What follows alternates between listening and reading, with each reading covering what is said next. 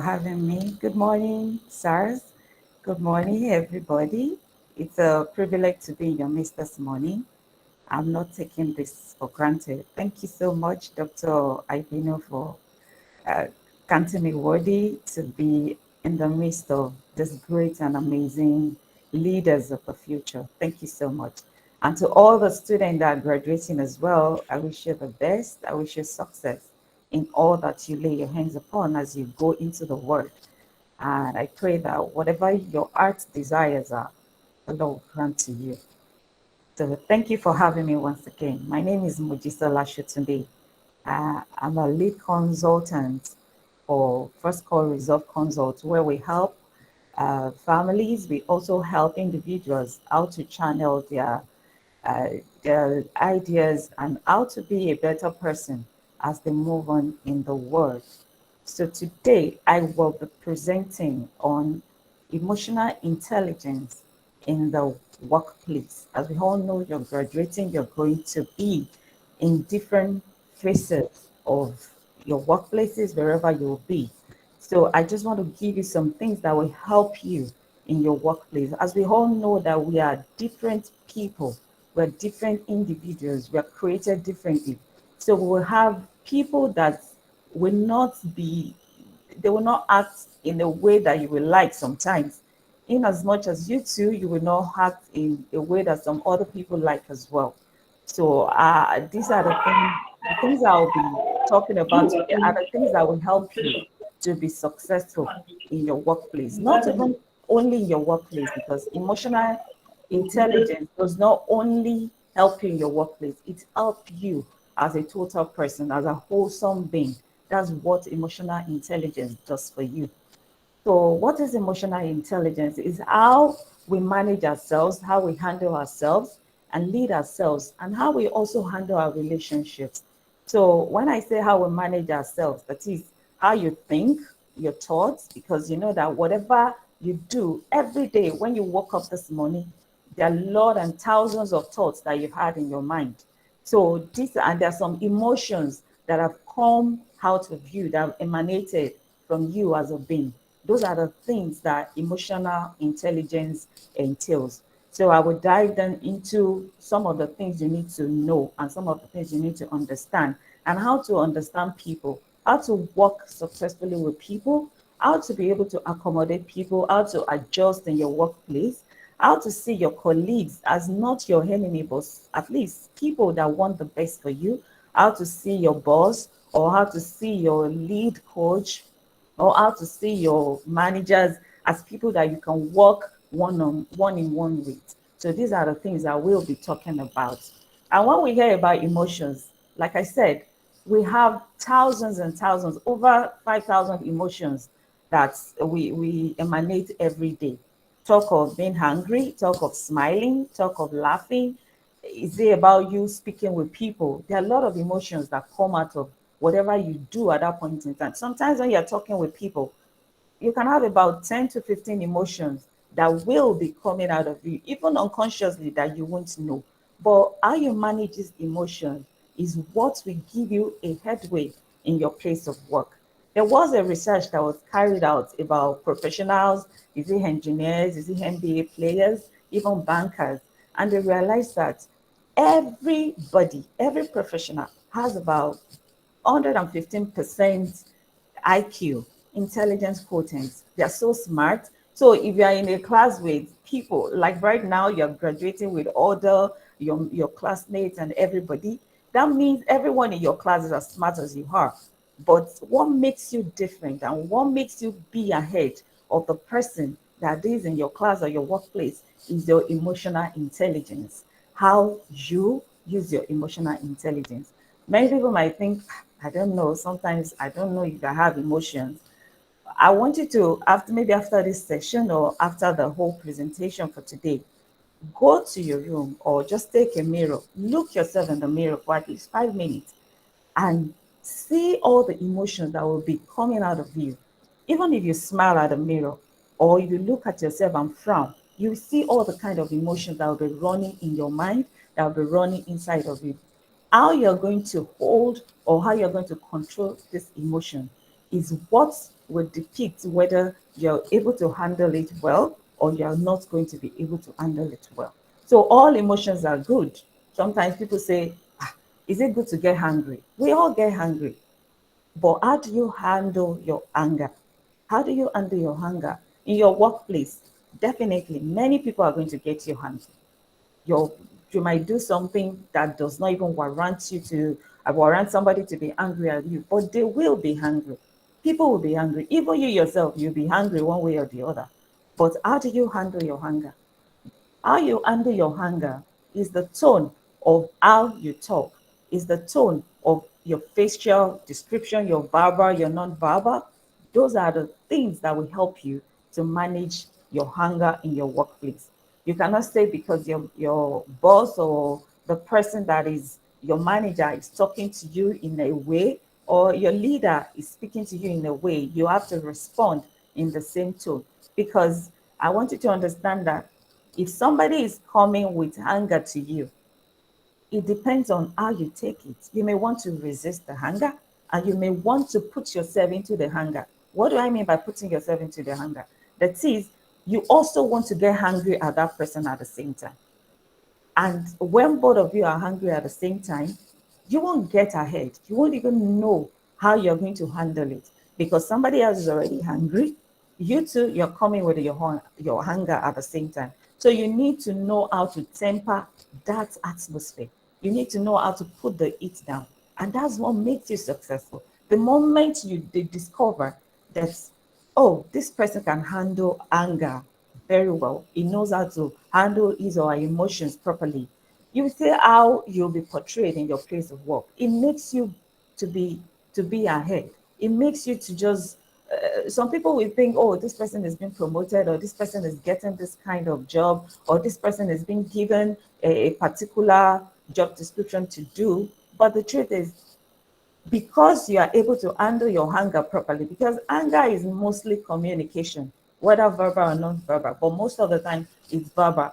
Everybody wants to explode at little things, but how do you handle your anger even when the heat is when everything is being heated up? So we need to know that we all have emotions, we all get angry, but how do we handle our anger and our emotions? The next thing is I'll be talking about the 5 factors that make up emotional intelligence. And the first one is I self-awareness. How are you aware? Are you aware of yourself? When I mean I, it's not just self-awareness. I self-awareness. How do you talk to yourself? Because the way you talk to yourself determines how your emotions work for you. If you talk to yourself negatively, there's no way you can work with people and you won't see negativity all around you. Do you wake up in the morning, you say affirmation, you talk into your day and say, today I am a leader, I am awesome, I am amazing, I'm going out today and my day is going to be beautiful. Because there are a lot of things running in your mind. You're thinking, oh, how will I get a cab today? How will I get a bus today? Will I be as I'm going to work, will I be harassed on the way? When I get to work, will my subordinate talk to me in this way? Will my colleagues speak to me in a way that, there are a lot of thoughts, a lot of things running out of your mind. But when you are self-aware, when you have high self-awareness, as you are going into your day, you're already telling yourself, today is going to be great. No matter what anybody brings to me, I'm not going to let anybody destroy my day. I won't let anybody even make me angry or make me sad. I own today. You own the day. You own yourself. You own whatever you're going to make happen for you that day. So how you handle your emotions in the beginning as you wake up in the morning determines how you handle your day all through the day. If you don't say good things to yourself before you leave home, there's nothing good that anybody tells you on your way that you feel good about, because you'll be thinking, oh, I don't think this person is nice. Sometimes some people will just see you and say, oh, you look good today. I love your suit. I love your shoes. I love your hairstyle. But you're looking at it and say, is the shoe nice? I bought it like 5 years ago. Eh, is the hair, is my hairstyle? You're already condescending yourself. You're looking at yourself and saying, I'm not good enough. But the moment you wake up in the morning and say, whether somebody tells me I'm good enough whether somebody tells me I'm beautiful, whether somebody tells me I'm doing a great job, it doesn't matter. What matters is that I am good enough. I can achieve what I want to achieve, and I'm going to work today. Nobody is going to disturb me. Nobody is going to destroy my day. I am going to make headway. I am a success. These are the things you need to be aware about for yourself, because these are emotions. If you don't walk through your day having that high self-awareness yourself, nobody can, no, nobody will, there's nothing anyone can tell you that will make you feel good. You need to feel good inside of yourself before anybody can tell you any other thing and make you feel good about yourself. Then mood management is the second one. How do we handle our mood? Because your mood is not just about you laughing, about you smiling. Your mood is about uh, how you manage whatever surrounds you. Whatever surrounds you. I mean, when you get to your place of work, someone is frowning, someone is laughing. Does it affect you? Because if somebody is laughing at you or somebody is laughing with you, it also affects you. Maybe you become happy as well, you know. But if somebody frowns at you, it brings out your emotions as well. How is it that whenever we're watching a movie and you see a scene when someone is crying, it's you feel it inside of you. "Ah, why is this person crying?" You put yourself in the emotion, and before you know it, you see that you're already crying as well. Those are the emotions that come out of us in our moods.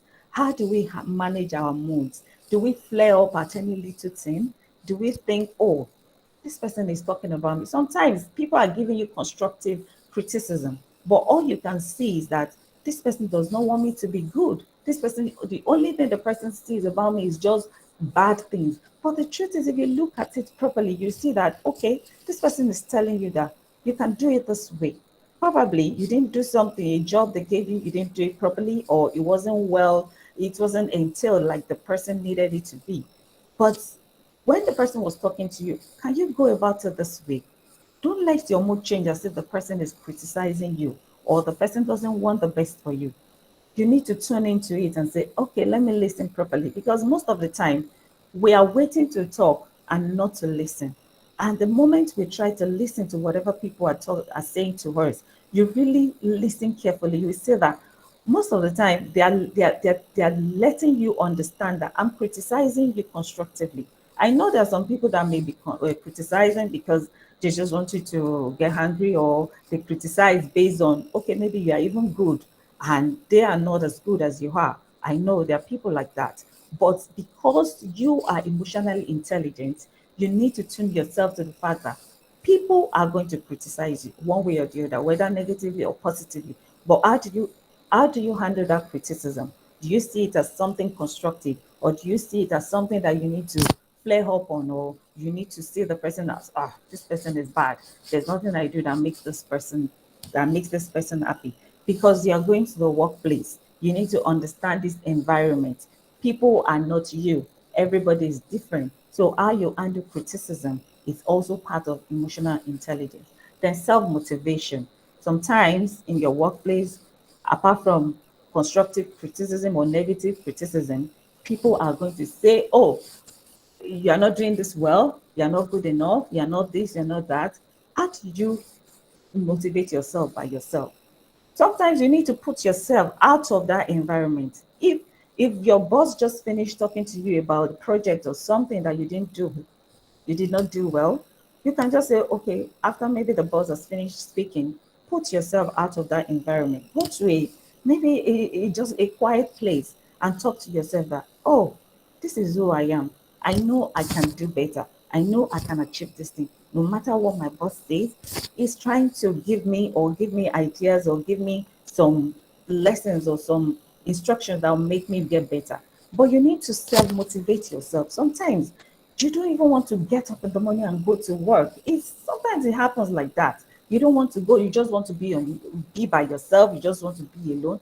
But being self-motivated means whatever life throws at you, you need to get up.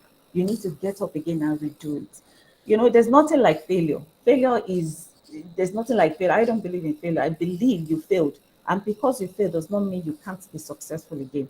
You just need to get that thing that made you to fail that particular thing. You work on it, because failure is experience. You check it. Okay, why didn't I do this well? What can I do better? then you work on it again. You need to keep doing it and doing it over again, over and over again. Then when you get it, you'll be able to realize that it's successful. So I know I'm not going to be able to finish this slide today, but the last one I'll talk about is empathy. Empathize with people. Empathize with people. Empathizing with people means you're putting the person in your shoes. How will you feel if this person is in your shoe?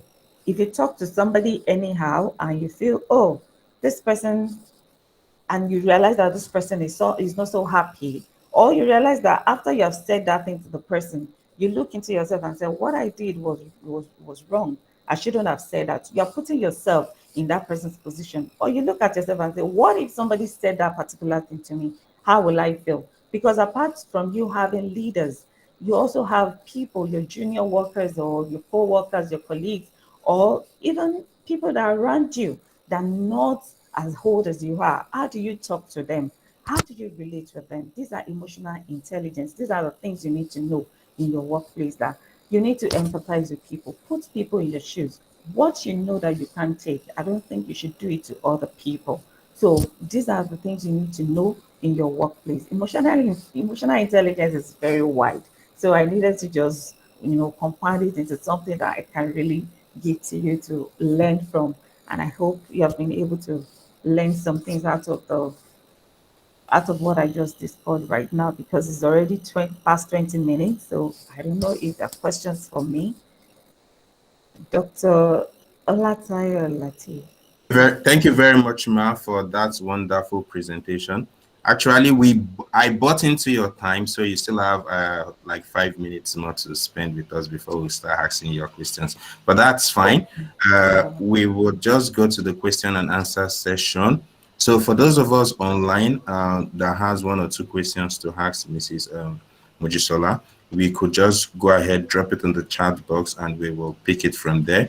But we have our students here, all facing you, and you are facing them. So they would want to ask you one or two questions. So we'll just pass the microphone to them, and they can ask their questions. Adiza, are you there? Adiza, are you there? Can you please coordinate the question and answer session from there so we could ask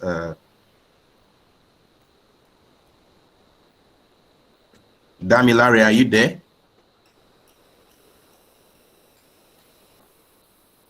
Okay, we can hear you, whoever is speaking. Yes.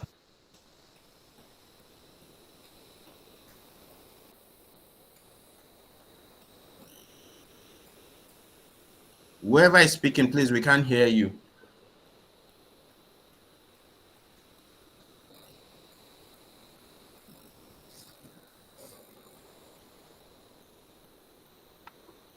Yeah, good morning. Can you hear me? Yes. Yeah, please. My question is on empathy. When you are empathizing with people, won't they take it as you prying into their privacy or what? That is just my question. Ma, did you get that?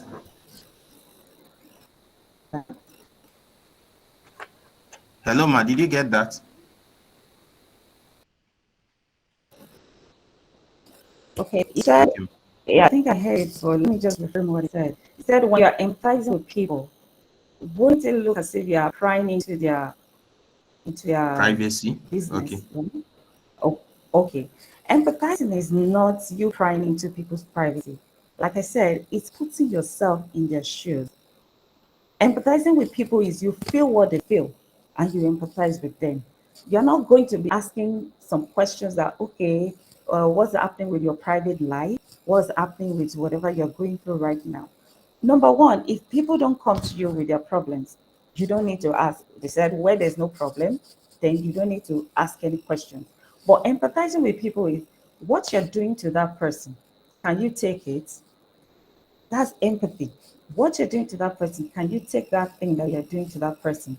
Then empathy is when that person is going through something, sympathy. You're sympathizing with the person. Maybe someone who lost somebody. That one is different. You're sympathizing. You're empathizing because you see that this situation, this person really need love. This person need care. But if the person is not speaking out, the person it might just be a hug the person needs. It might just be a word of affirmation the person needs. Oh, the person is going through this particular thing. The person is not speaking out to You are you. breaking up.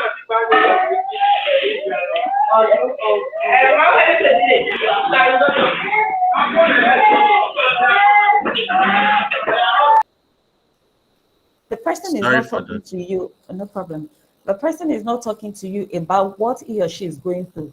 But because you feel the emotions, you realize that, oh, this person might have not spoken to me, but I know what this person is going through. There are some words of encouragement you can just give to the person without prying into his or her privacy. Once that person even hears you talking about, oh, you care about the person, or you affirm the person, that don't worry, everything is going to be good. Everything is going to be great. It might not look like it right now, but I know it's going to be great for you. You're not telling the person that I know what you're going through.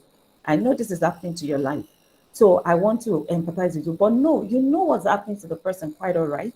But you don't need to bring it into the open and give it to the person or her. Since the person didn't come to you with his or her problem, but you know it already, the least you could do is just give words of affirmation and give words of encouragement deep down inside that person. The person will appreciate it. They might not just speak out with you because sometimes people don't like to open up because they fear judgment. They feel if I tell this person is going to judge me. This person is going to blow open whatever I don't want another person to know. But if you know about it, you can tell the person in love that you care. I care. I don't know whatever you might be going through right now, but I know you give the person words of encouragement. And that is empathizing with the person without prying into the person's privacy. I hope I've been able to answer that. Yes, ma'am. Thank you very much for that question, ma'am. Then we have another question here, and it reads, please, what can I do in case I find myself in a toxic, hostile work environment or a very tough boss? Okay. I think there's nobody that hasn't worked with one tough boss or the other. Everybody has worked with a tough boss. In fact, they said in emotional intelligence, it was discovered that when you get to the manager position, that's when your emotional intelligence is high. It's very high. But the moment you begin to get to the top, like becoming the senior manager to the CEO, they realize that the emotional intelligence begin to come down. So you now wonder, so why are they promoting the managers to become senior managers, to be head of department, or to be head of or one thing or the other, to become the CEO? Why are we doing that? They realize that emotional intelligence cannot work alone. It works with IQ at the same time. So their IQ is high, but their emotional intelligence is low. So being a manager, you have high emotional intelligence. You work well with people, that is what you have already developed, because emotional intelligence just doesn't come to you. You work towards it. You let it work for you. You learn how to be emotionally intelligent. Working with toxic boss, you have to be able to accommodate people. You have to be able to understand people. Managing your emotions is the first thing that makes you to be self-aware of yourself. If your boss is toxic, there's a way you handle the boss. Like I said, empathize. Put yourself in the boss position. Sometimes what your boss might actually even be saying is just a criticism. He might be criticizing you, maybe negatively. But why don't you tune it to being a positive criticism? See it in a different, because most of the time when we are communicating, when we watch the tone of our communication, because communication is everything. When somebody, I can tell you you're stupid now and you will laugh. And I can tell you, do you know you're stupid? And you'll be like, you're abusing me, you're insulting me. There's a way I can tell you you're stupid and you'll be laughing. And you see it as just, oh, maybe it's just joking. So the tone of how we communicate really matters when we are having our relationship with our boss. So that toxic boss, or the person, you are the one that named them toxic. And the moment you have given that person a name, you're already seeing that person in that limelight. The moment you say your boss is toxic, why don't you remove the toxic and give it another vocabulary, give it another name? The moment you change that toxic to my pleasant boss, you begin to see that person in a new way. That is how emotional intelligence works. The moment you begin to see him every day as somebody that is toxic, you're coming to work. You're already, it's in your mind that this person is toxic. Whatever this person is going to be telling me is going to be toxic. I'm not going to like it. But you change that toxic, change it to pleasant and say, my boss is pleasant. And I know whatever he says today is not going to get at me. I'm going to do my work and I'm going to do it well. Whatever he says, whatever he criticizes, is not going to get at me. Because emotional intelligence starts from us, it's not from other people. When you are aware of your environment, when you protect the heaven within you, whatever hell that is around you will not come to you. That is what emotional intelligence does for you. So why not remove that toxicity from your boss's name and say my pleasant boss, and you see how it will work for you. You begin to see that boss in a different way, and you will see that your relationship will be cordial. Whatever he says will not get at you.